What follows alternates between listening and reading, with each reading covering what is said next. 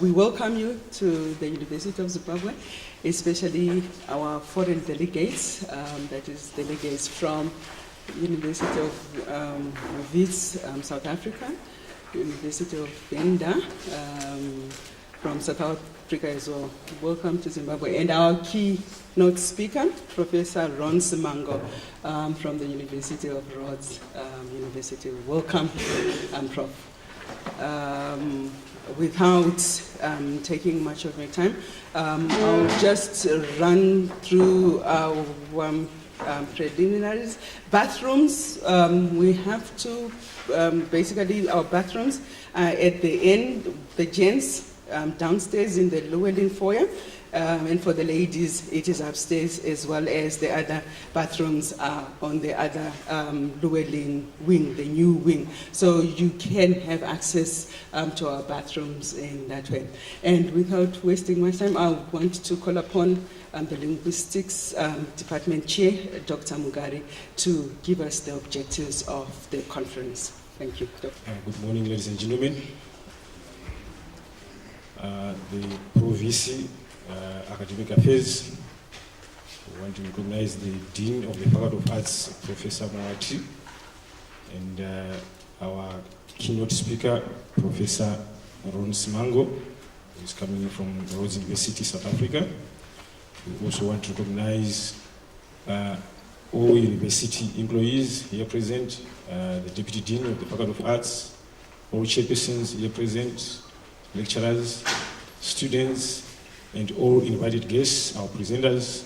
We welcome you to the University of Zimbabwe, Department of Linguistics International Conference, where we are converging on a theme which is that communication issues in the 21st century, the place of multilingualism, linguistics, and development. The major objective of this conference lies on interrogating issues to do with communication, issues to do with linguistics, issues to do with development, and how these converge to come up with a unified social structure and linguistic structure that speaks to our social needs and our social obligations as a people, as Africans, as Zimbabweans, and as world citizens.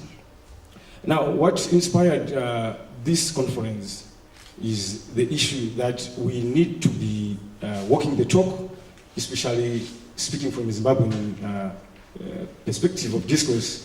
We are in the new dispensation, and our research also has to speak about the new dispensation or interrogate the goings on in the new dispensation as we gear ourselves towards fitting in and being the academic leaders as we are the citadel of education in this country. I would also want to hazard to indicate that we will have papers from varied researchers who pursue varied and diversified areas of research. So our main focus would mainly be communication and linguistics. And all the papers that are going to be delivered in here are going to be themed along those lines. And it is our hope that we are all going to benefit from the papers that are going to be delivered.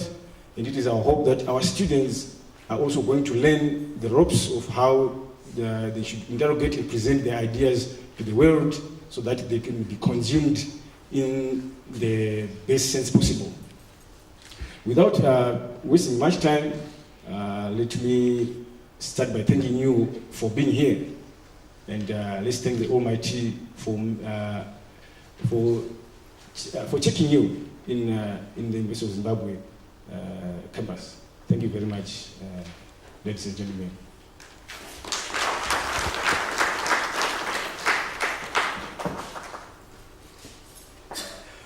Thank you, Dr. Mugari. And I would just want to introduce a very special guest amongst us, Kuda, who happens to be one of our presenters, and she is actually deaf. And this is simply an indication to talking about communication as something that is made up of various levels. And as long as we do not appreciate the variations, instantiations that are associated with communication, it becomes very difficult. So we would really want to say welcome to Kuda, and we hope we will be able to learn from them. And as well, I would just want to mention an individual from Good Hope. I'm not sure if he's in here. And these individuals do Arabic. And it's just to show you the nature of multiculturalism, multilingualism, the diversities associated with the issue of language. And those are the issues that we would want to deal with and delve into in order for us to be able to appreciate what is going on. And I would call upon the Dean of the Faculty of Arts, Professor Moati, to just give us a few remarks. Very good morning to you all, and most welcome to the University of Zimbabwe Faculty of Arts. This is our first major international conference in 2018. We have a very strong, robust, and unshakable, as a Faculty of Arts, tradition of intellectual excellence. And I have no doubt that we have therefore made a strategic decision to hit the ground running. Pro Vice Chancellor, Academic Affairs, chairpersons of departments, fellow colleagues, our guest speakers, our sponsors, students, and all visitors, you are most welcome to the University of Zimbabwe. This is a conference that is dealing with a very important theme that undermines or that defines the integrity of humanity. The main issue or the rallying pedestal is communication. Speech, we know very well that is an epitome of humanity. And speech reflects humanity at its best. Today, we are celebrating in a very intellectual way diversity through multiculturalism. And the principal reason why God created several languages and several ethnic groups that speak using different linguistic resources was to make this world very exciting. Just imagine if the whole world used one language or one mode of communication. I'm sure things would be quite dull. And we are therefore celebrating multiculturalism in a world that is beset with quite a number of challenges, with quite a number of tendencies to try and undermine pluralism. But we are therefore saying that in order for us to move forward, we must be able to recognize each other in our diversity, to recognize our multiple talents, to celebrate the abilities, the linguistic capabilities of various groups, so that we can be collective citizens of the world that are able to operationalize their talents, that are able to actualize their potentialities, in that kind of diversity. And the conference is happening at a very auspicious moment, number one, in the history of the University of Zimbabwe. Our strategic objective is to make it into the top 10 best universities on the African continent. And so far, the good news is that we are now ranked number 14, which means that we are doing very well. And I think this deserves an applause. So as we continue that forward march in a very aggressive manner, I want to invite all academics, all members of the faculty, the region, to support our endeavors so that we can restore the integrity of the university. Remember, we're coming from a very difficult moment, and now this is a new dispensation with its own expectations in terms of participation, in terms of engaging each other, in terms of the kind of language and the kind of communication that we use. We are all quite familiar now with the kind of discourse that epitomizes His Excellence, Comrade E.D. Mnangagwa. E.D. Mnangagwa has become so famous, with the epithet that the voice of the people is the voice of God. In my view, that statement canonizes and absolutizes the president's clear position in terms of the kind of direction and trajectory that he wants to take this nation. It's about God and the people. So communication becomes very critical.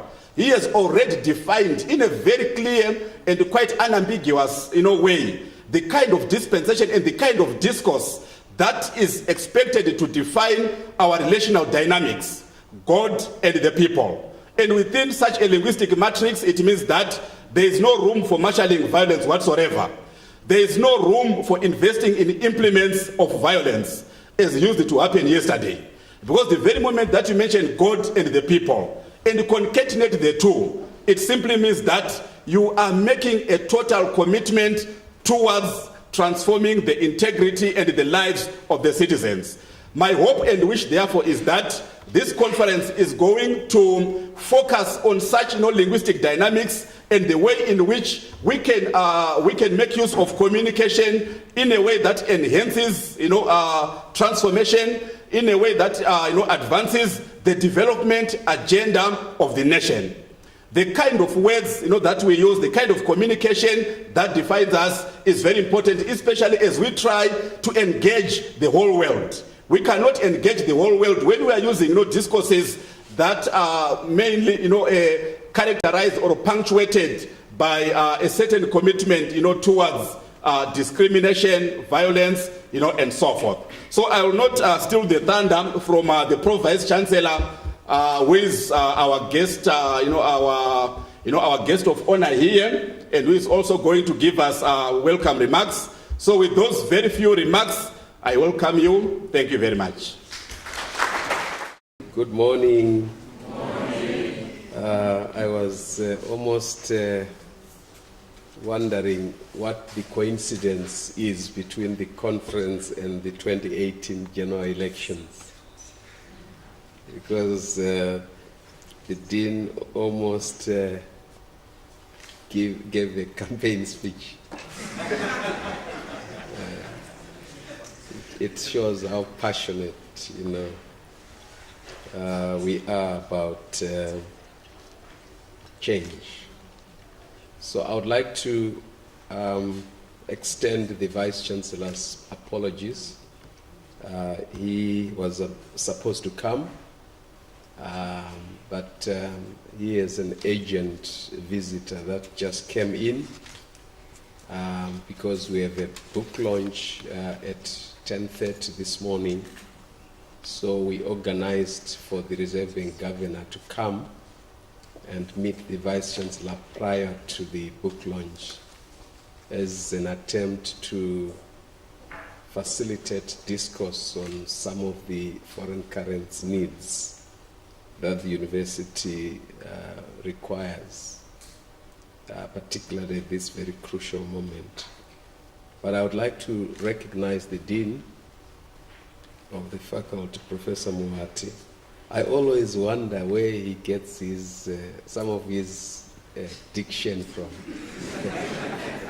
and so I'm not sure whether there is a divine inspiration or he has his own kind of dictionary.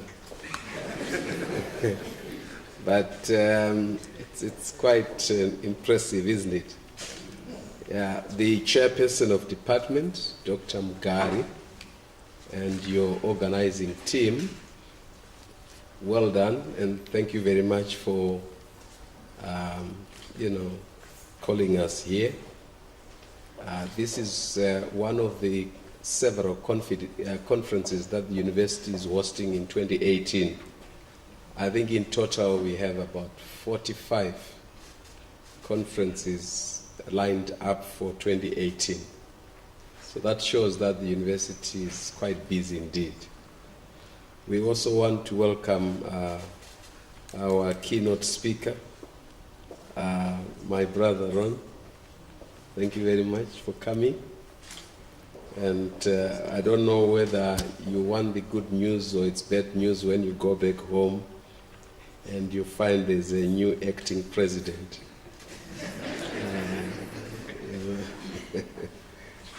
I'm not sure whether you like it or you don't, but that's the reality. I think Zimbabwe started a new wave, which might end up spiraling, across the region. I'm not sure who is next. But of course, this is also against the backdrop of the sad news of the passing on of Mr. Tsvangirai, whom we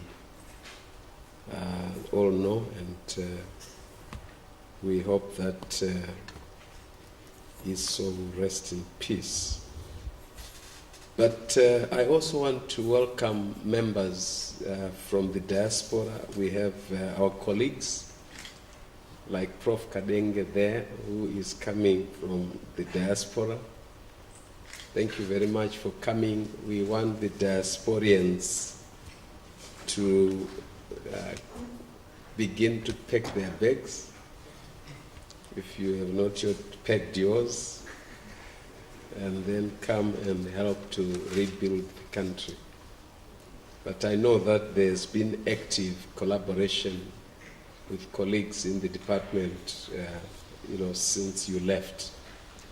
There are also members from other institutions, and I haven't been advised where you're coming from, but we also have Mr. Sadiki from Venda. Sorry, Dr. Sadiki. Is he here? Oh, she. Oh, welcome, madam. Yeah. Venda, it's part of Zimbabwe, more than it is South Africa. When I grew up, I had an uncle who was married to a Muvenda woman.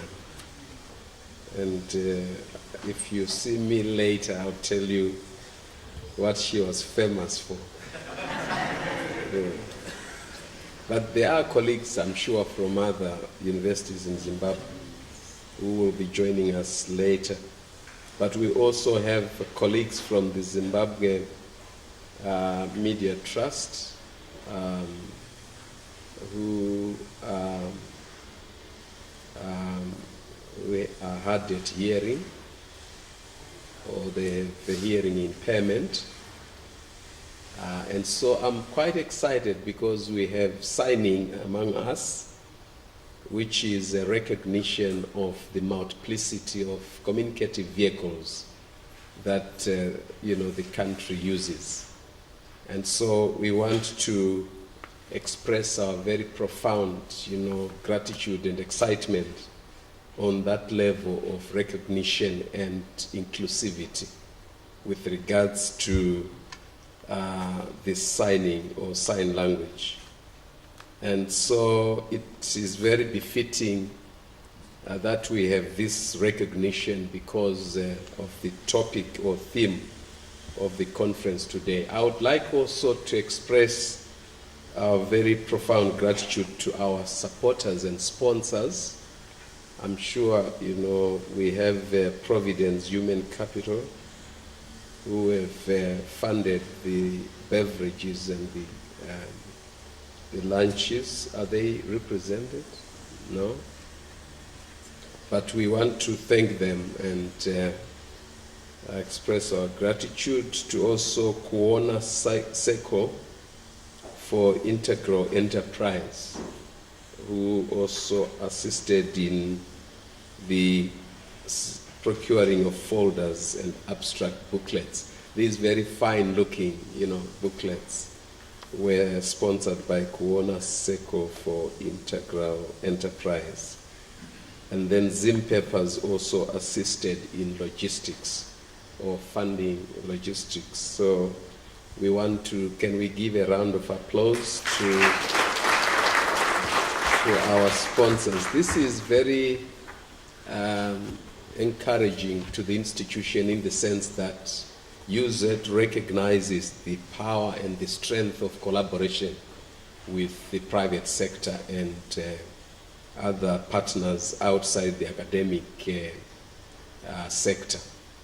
it shows that our academic endeavors are not highly theoretical and outside the realm of relevance, but they speak to the needs, of the corporate sector, and also they are geared or aimed at solving real life, situations. The theme of this conference just reflects the long tradition of the university's academic thrust. And as you know, we have since demonstrated the relevance of multilingualism through the introduction of, or through the embracing of internationalization. And that is reflected in the teaching of foreign languages in the university. We have Chinese, we have Korean, we have Kiswahili, we have French, we have Portuguese, we have German, we have Hebrew that is taught, through the classical texts, which people like Dr. McClymont, specialize in. We have, of course, Arabic as a vehicle for analyzing and interpreting Islamic, texts, which obviously is also taught in the department. And we hope that in future we will be able to introduce Arabic to start with as a demand-driven part-time course, because Arabic is the biggest spoken language in Africa, particularly because of the concentration of the language in the northern part of Africa, of course followed by Kiswahili. And so it is critical that we continue to recognize and invest in these languages, because their interaction with our own languages and their efficacy in terms of national development is obvious. The issue of 21st century, communication issues in the 21st century, is a critical matter in the sense that the 21st century era is characterized by various forms of technological innovations, which are part of our communicative, processes. And so because we have all these technological innovations, there is now acceptance of the multiplicity of languages, but also a very easy accessibility to other languages through various forms of translation and interpretation. We no longer, of course, we still use oral and simultaneous translation, but there is machine translation, which has become a very convenient and efficient method of translating languages. There is also disruptive technology. Disruptive technology also is very common in language studies and applied linguistics, because what it means is that what tradition emphasizes and what people are used to is changed by technology. What has happened due to technology is creating fluidity of geographical boundaries because of ease of communication through various communicative means. And e-technology, including WhatsApp, Twitter, email, and others, have created a kind of special language which is not necessarily associated with a living community, but because of the ephemeral nature of the language, But nonetheless, it's a common communicative discourse that is arising.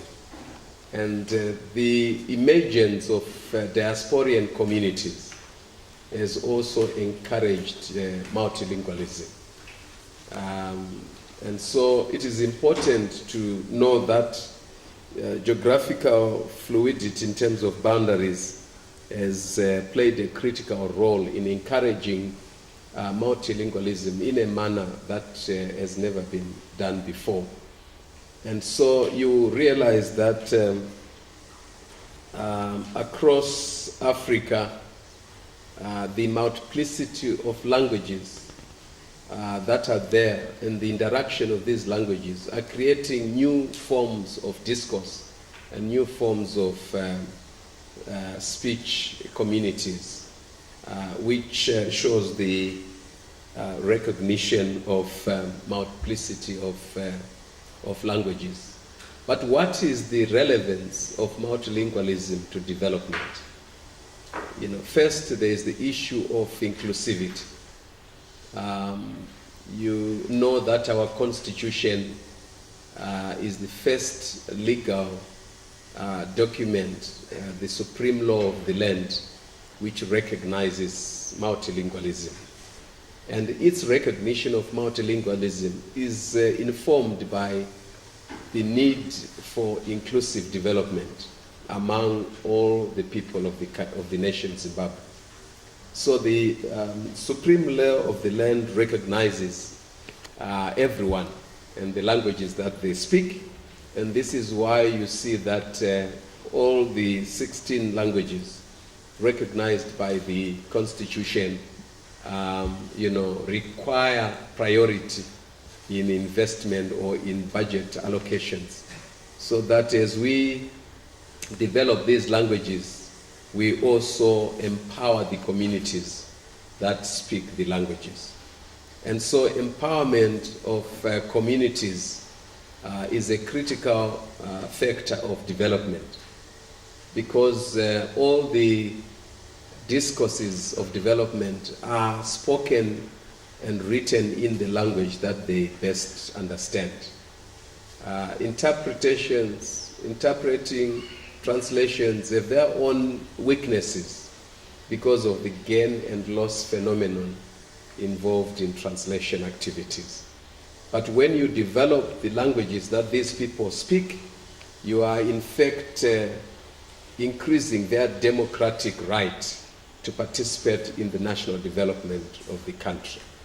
So democracy is a result, or it's reflected in multilingualism.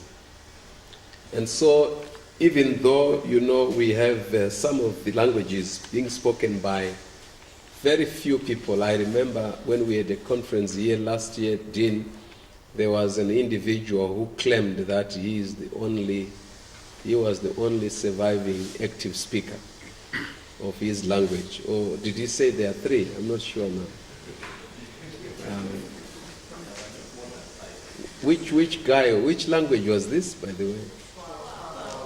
Yeah, so he claimed, I'm saying claimed because we haven't substantiated this with research. But what it means is that there are languages which could be at the verge of extinction. But as you know, most of the people, as long as you have more than 2 people speaking the language can still survive. But if you have 1 person, I'm not sure about that, because then you have the person speaking to himself or herself, and then of course eventually they give up on speech, and when they give up, the language dies.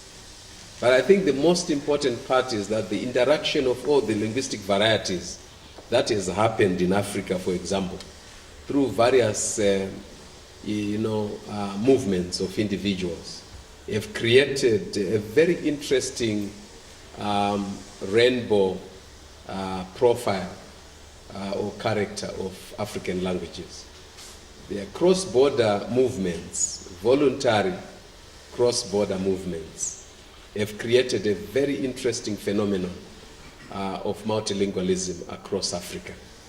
And you will appreciate that there is a tendency for migrants or emigrants to maintain their home language as a way of legitimizing, their belonging, or emphasizing their belonging. And so when they maintain their home language, they also obviously have spaces where they have to communicate in the foreign language or in the language of the country where they are living. And this crisscrossing or in-out movement of linguistic behavior is a clear sign of multilingualism. And so when we talk about development, we want to talk about resource allocation. We also talk about priority of resource allocation. We also talk about access to information, because without access to information, there is no reasonable or visible development. People can only access information on health if they, can, listen and, of course, recognize the speech variety in which the messages are encoded. When you talk about malaria, when you talk about HIV/AIDS, when you talk about all the other challenges that society faces, the messages are best communicated and comprehended in the languages that the people are comfortable in. But what is impressive about this conference is that it is embracing and recognizing the transformative agenda or the transformative call that Zimbabwe now has in terms of applied research and how relevant it should be to solving real-life problems that society faces every day. So it's no longer just a fascination of ideas. It's no longer just research for its own sake, but it is an attempt to try and allocate and sort of recognize the value of research in national development, the value of research in solving real life problems that people face on a daily basis. So we commend you very highly for this initiative and hope that it will not just be a talk show, but that the results of this conference will be published in peer-reviewed conference proceedings, and that the results of that publication will be disseminated to users who will benefit from those research results. So research uptake becomes an important end result of this kind of conference. So it should not just be a talk show, but we should be able to identify excellent papers from this conference and then publish them in a peer review. It has to be peer review conference proceedings. And then, of course, you must find ways of making the research findings reach the intended audiences and users of the information in the conference proceeding. And the anticipation or the expectation is that those results will help the users or the readers to solve their real life problems. So with these words, I want to welcome again our keynote speaker and welcome our guests from the various universities and institutions, and hope that you will enjoy the new Zimbabwe as the Dean has espoused, and hope that this is the beginning of more fruitful interaction of our various universities. Yes, we are number 14 now, but that is because of web matrix. If those that were doing the ranking were to come physically, I'm sure the number would be much better than that. So it's web matrix, that is what it does, but physical interaction with the institution itself will probably produce a different picture altogether. But our intention is to rise and rise more and become a force to reckon in the continent and in the world, so that we stop, spending money on sending students and children outside the country. They must be learning at UZ, and of course we serve both in terms of forex and in terms of the stress and headaches and depressions that parents go through to find the forex to send to the universities where their children are learning. So I hope that you will have a fruitful conference, and hope that the number that is here, Dean, will be the number that will be here at the end of the conference. I'm aware that some of us have a tendency, to come for an opening ceremony and then, disappear. So we hope that, you maintain this level of audience and that the conference proceedings will be fruitful. Thank you very much. Thank you, PVC, for that wonderful talk. But as you were talking, I was just thinking of the issue of development and language, and I'm not sure if the audience, or has it become a cliche, that there is actually no country that has ever achieved sustainable development through a borrowed or a foreign language. And so you would want to wonder about Zimbabwe, about Africa in general, and you are thinking that, is it because of the language that we utilize when it comes to the discourse of development that is the reason why perhaps we are not that developed? We need to be able to think of this and say that perhaps it is the discourse, it is because we don't understand the discourse of development, because we are actually utilizing a foreign sort of like language. So it is important for us to be thinking, when we are talking about STEM, what is it about STEM that would make practical sense, be real, for us to be able to talk about STEM? Is it us talking about STEM in terms of using English? Is it about using Arabic? Is it about using Shona? Will we be in a position to develop because we are utilizing our own language for that matter? And without taking that, we would want to just have a performance from our CI choir so that we wait for our keynote speaker to address us just with this small performance.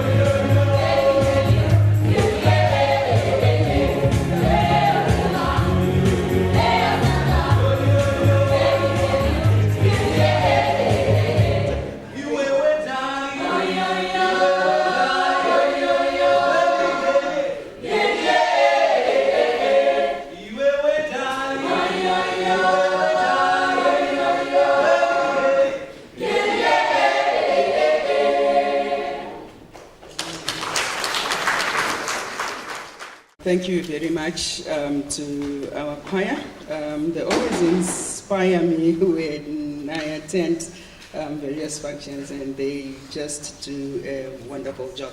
And I just want to welcome our other delegates who have just arrived, Dr. Mateo Fula, as well as Dr. Mwashwana from Venda University. Welcome.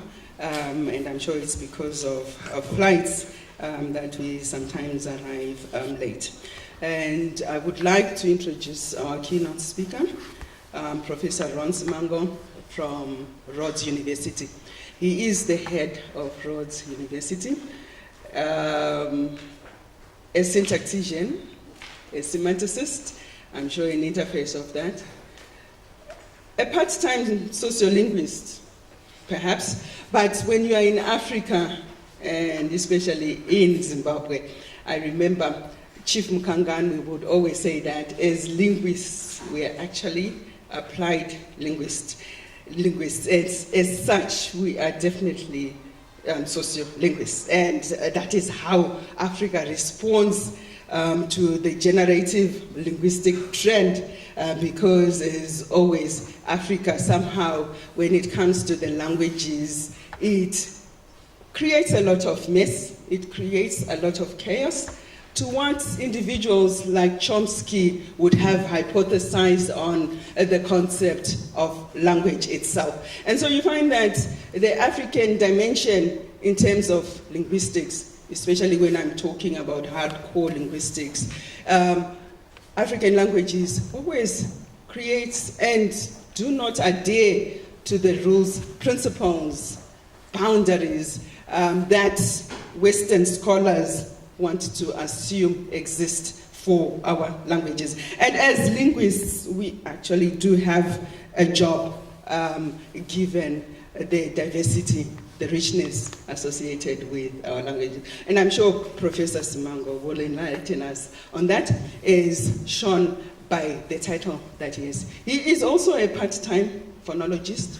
I think he has collaborated with Professor Kadenge, who is a homegrown phonologist from the University of Zimbabwe. And you find that he also does write on that. But since he is it's almost like what we are saying about his CV is that he is actually a theoretical linguist, but you find that as a theoretical linguist, he has the opportunity to talk about the applicative strand associated with that particular field. So we would want to know what the structure of African languages has to say about multilingualism, and Professor Simango will enlighten us on that.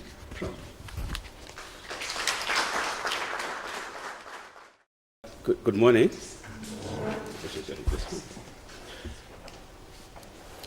I guess what I'm going to talk about is on a familiar topic to do with language contact and contact between people, obviously,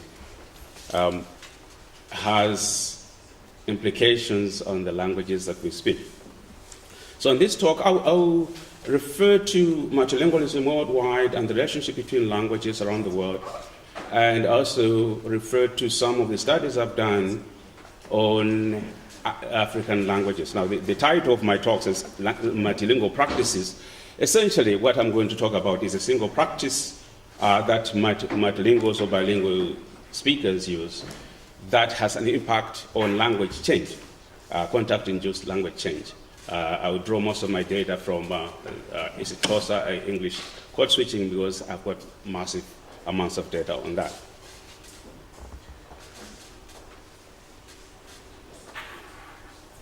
Okay, so we live in a multilingual world. Estimates of world languages are unknown. I don't know why, in this day and age, that we don't know how many languages exist in the world. We know how many people, well, roughly, how many people live in the world, but not how many languages. The reason being that languages are dying either as being born or being redefined as languages or not languages. But the truth of the matter is this is a world of linguistic diversity that cannot be denied.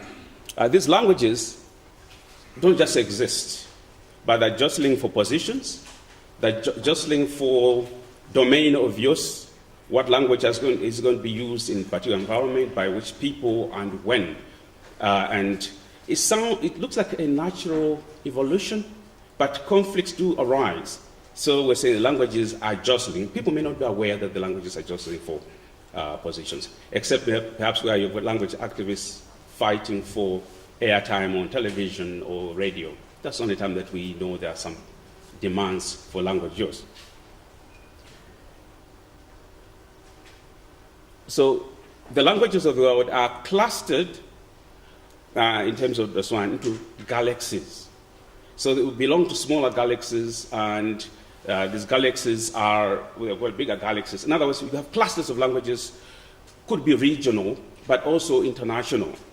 And that there are smaller languages and bigger languages. A small language is simply a language with few speakers. Just count the number of people who speak the language. The people in question may occupy a large territory. That does not make the language big, okay? Or they may occupy a small territory. It doesn't make the language small. So it is the number of speakers that a language has that makes it big or small. The speakers who could be first language speakers, others may be second language speakers, but I will say something about that shortly. So the competition that these languages have, according to this one, is that there are three hierarchies. The hierarchical structures. You have major languages or core languages that are at the center of the universe, so to speak. These languages are bigger, but fewer in number. So you would have like 2 languages with perhaps 3 billion speakers.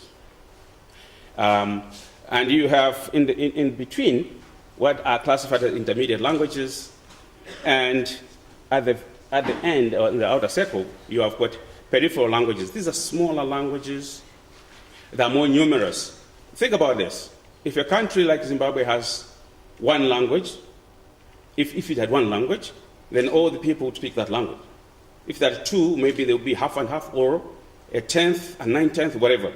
But they would not be 100%. So the more diversity you have across in terms of languages, the likelihood is that the number of speakers for some languages are going to be very small. And that has implications on these people themselves who speak their languages and others who may want to learn those languages.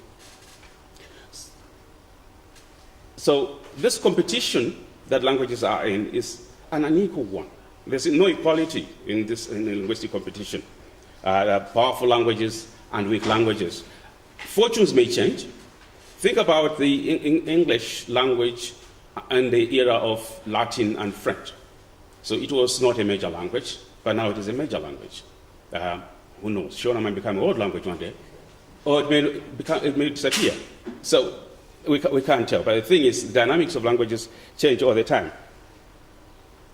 And here's what happens: that language learning tends to favor the bigger languages, the core languages. People at the periphery want to learn a core language. People who come from a majority-speaking community tend to be monolingual. Think of English speakers. They tend to be very monolingual because everywhere they go, they find someone who can speak their language. And so the motivation to learn another language does not exist. Or even if they try, chances are somebody's going to speak English to them. So I've got a graphic here. I'm trying to visualize this. So at the core, you've got supracentral languages, and the further out you go, the languages are more peripheral, and they tend to be more numerous as you go outward. And that language learning tends to move from the outside to the inside. In other words, speakers of minority languages learn majority languages, but usually not the other way around. Okay, so language learning then favors the core languages, and at the center of this universe, according to this constellation, according to Swan, and that most people agree with this, is English as the most dominant language of all. But you've got other languages that are also big, like Russian, Chinese, Spanish, Arabic. In Africa, we can perhaps mention Swahili, but not to the same extent as English in terms of size.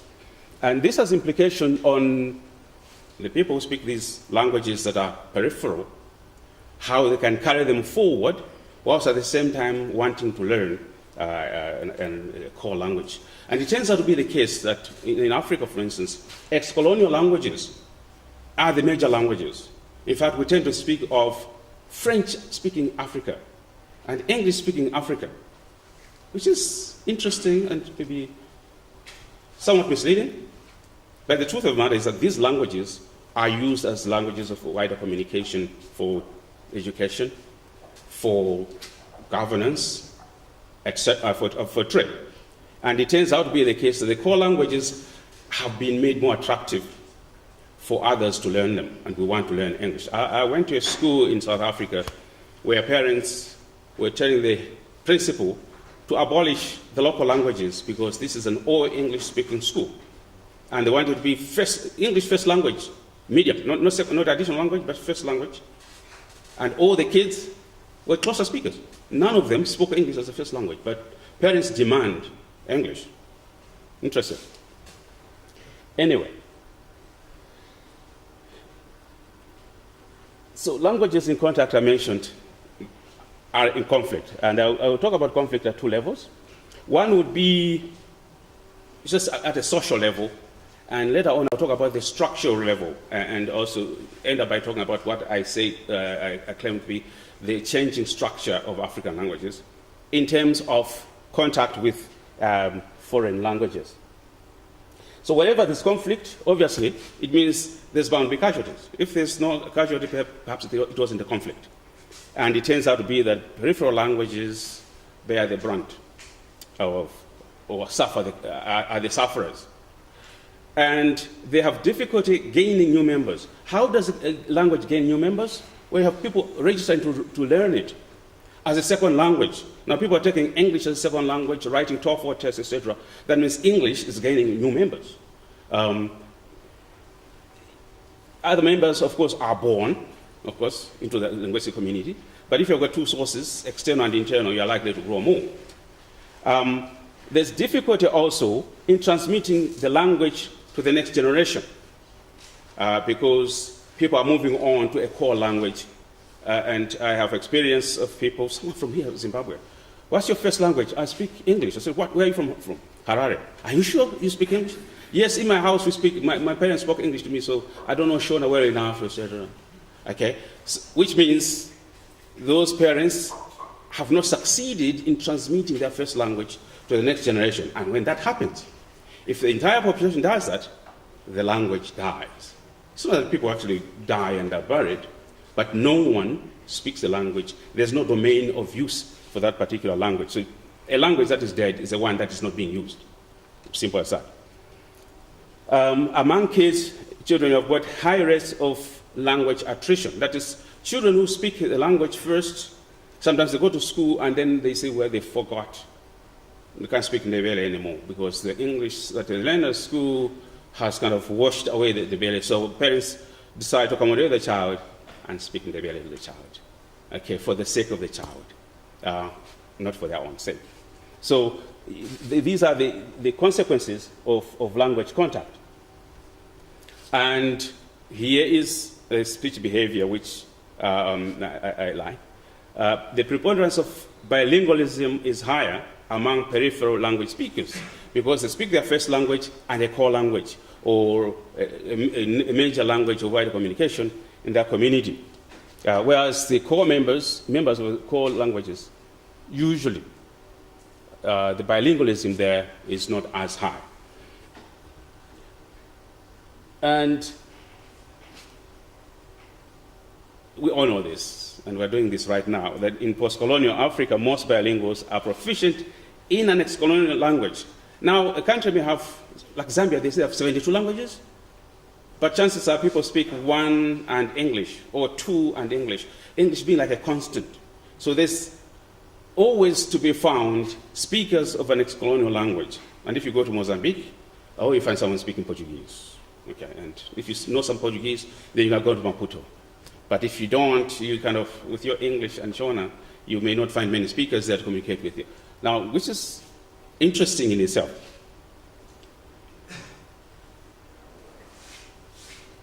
Now, what do bilinguals do mostly? They code switch. That is, they tend to use 2 or more languages in a single conversation. Okay.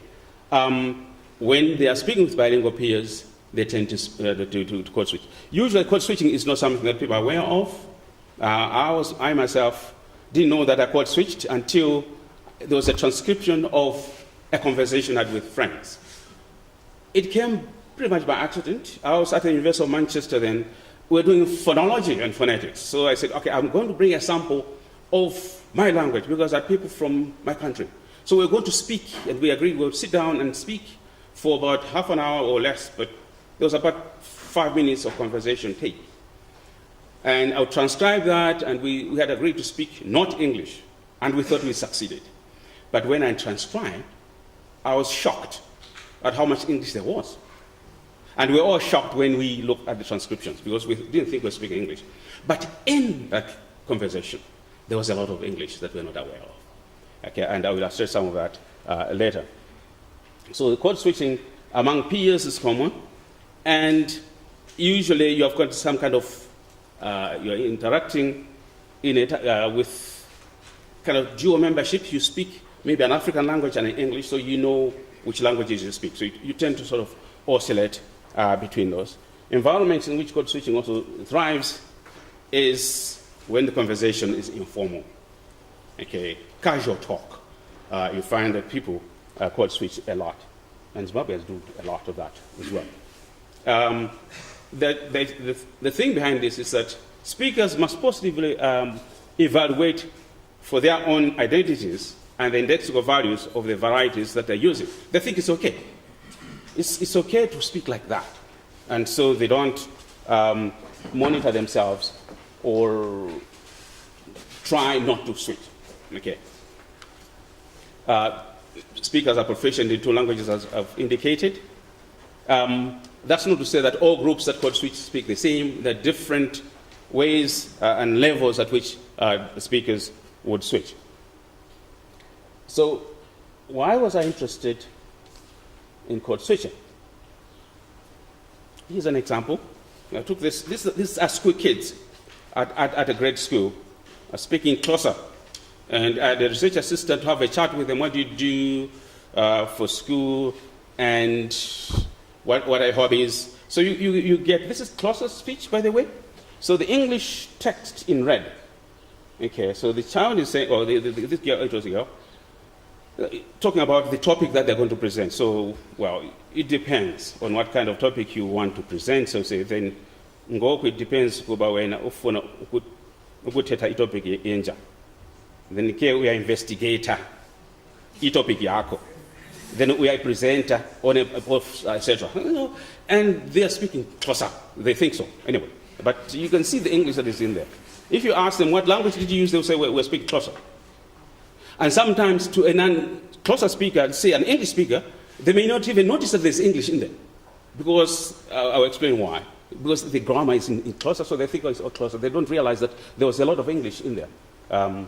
Except maybe when they transcribe that. So when people think code switching is normal, this is what happens, that among peers, especially in urban areas, code switching becomes like a normal way of speaking.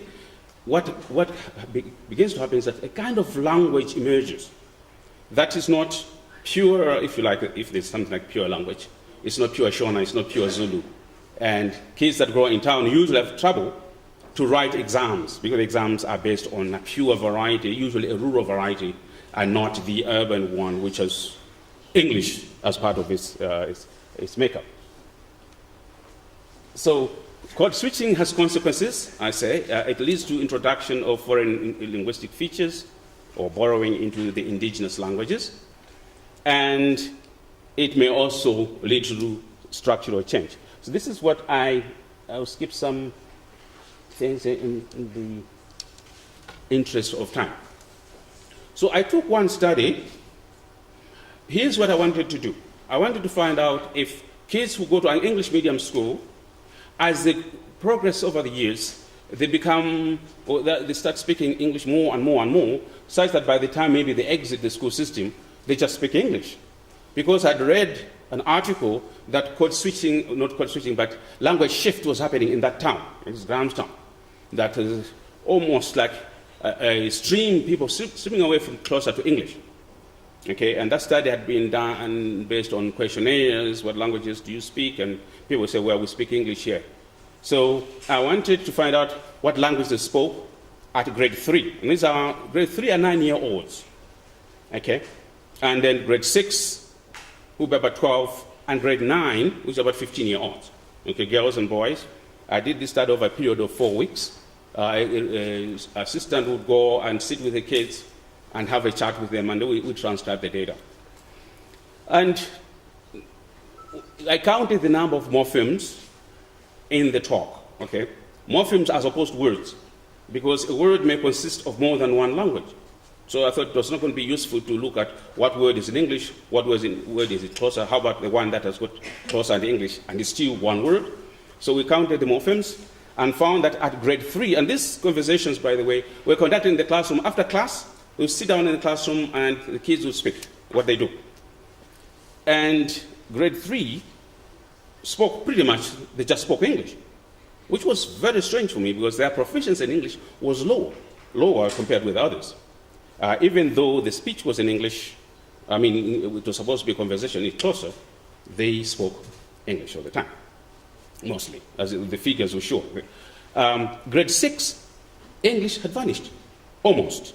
So only 16% among girls and 25% among boys of the morphemes were English morphemes. By grade 9, the number had gone up slightly, but the higher you go, you find that Xhosa is not being squeezed out. I would expected that Xhosa would be squeezed out by grade 9 or maybe beyond, but the trend was not what I really expected. So it seemed to be the case that the reason why grade 3 kids were speaking English in class, because it's a school, it's an English medium school, and they were afraid, even though it was just a chat, that the school English here, not Xhosa. So they struggled. The English was bad, but they persisted. The older boys and girls knew that they don't have to obey the rules anymore. They can speak Xhosa if they have to. But the way that they used Xhosa was in a more integrated way with English. Okay, that's one thing. Essentially, what I went to see was that.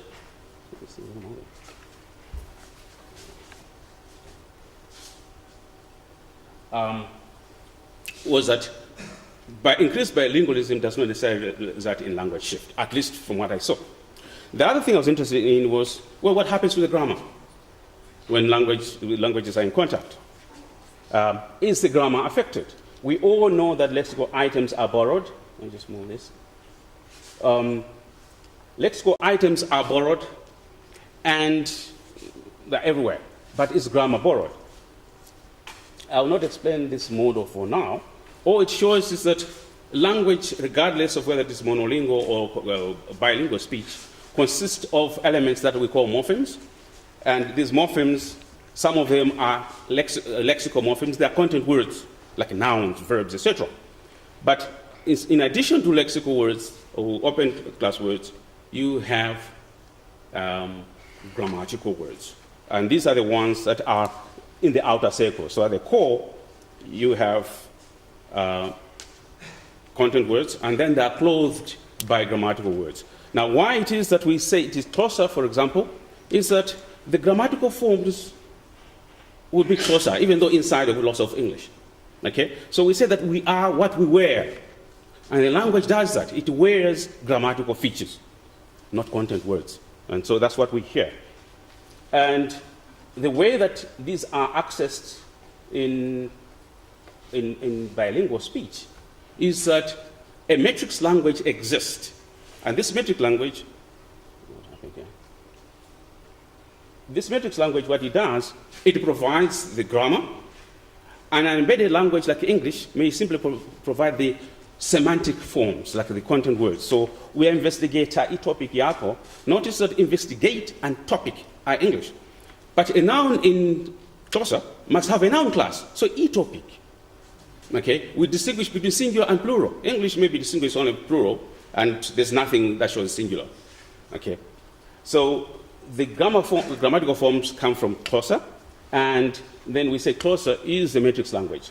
But also notice something else, that the word order is that of Xhosa. So their past is past yabo. You start with a noun and end with a determiner. Or my metric dance is metric dance yam. So you start with my in English, but in Xhosa you start with the noun and then the possessive comes to an end. So the clothing of the phrase is in Xhosa. So what interested me, and I'll come to my second study, I know I don't have much time here, was this. Is it possible that some grammatical words can come from English? I started seeing prepositions in a conversation like this, so I've highlighted those in red. These are Xhosa speakers still. So, Lenda Uyo, right for when. And for appeared so many times, and I decided, wait, I must investigate. Why is for showing up? And some of my students said they cannot do without for in their conversation, which I thought was strange and difficult to explain. I discovered that, in fact, there are other prepositions in Xhosa. So here is a case where girls have just arrived here on campus, okay, but they gain weight by the end of the first term. So by okuphela kwethemiao. Okay, I'll just tell you the findings that I made here instead of going to specifics. I found that there was an emergence of prepositions. I've listed them there, and most prominent was for and others that appeared in Xhosa speech. Okay. Now, the appearance of prepositions by itself is not interesting. What impact does it have? Well, it means that the language is changing the structure in a way. So here's a case to contrast the first two sentences. In English, there are two ways of saying, well, Hannah will cook food for the children, or Hannah cooked the children food. So you've got prepositional datives and what we call double object datives. These are possibilities in English.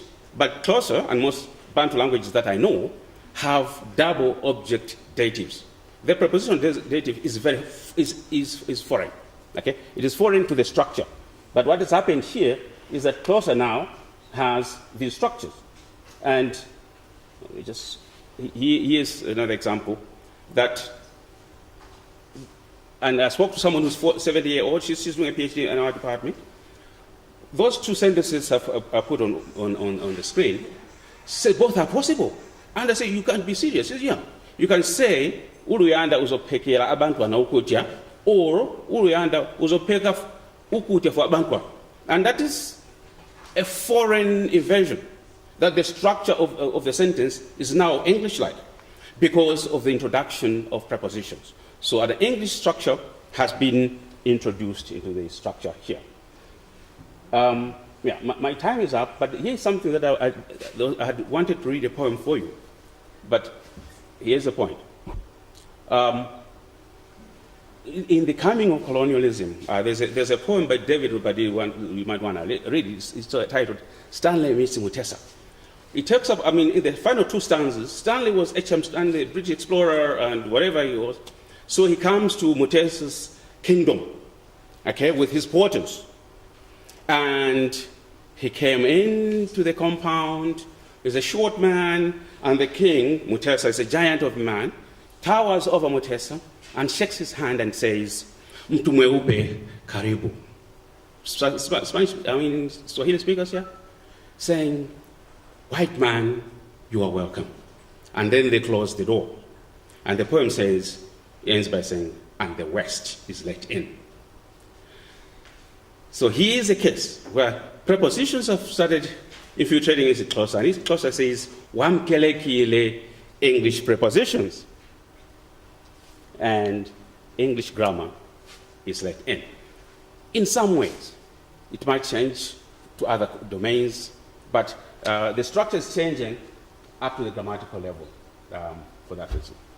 Okay, I'll stop there. So I had to rush this, but that was the gist of my talk, that grammatical forms now showing up may influence the actual structure in which the languages are used. And so when we pass these languages on, what kind of languages will they look like? Maybe not the way that we know them at this time. Thank you.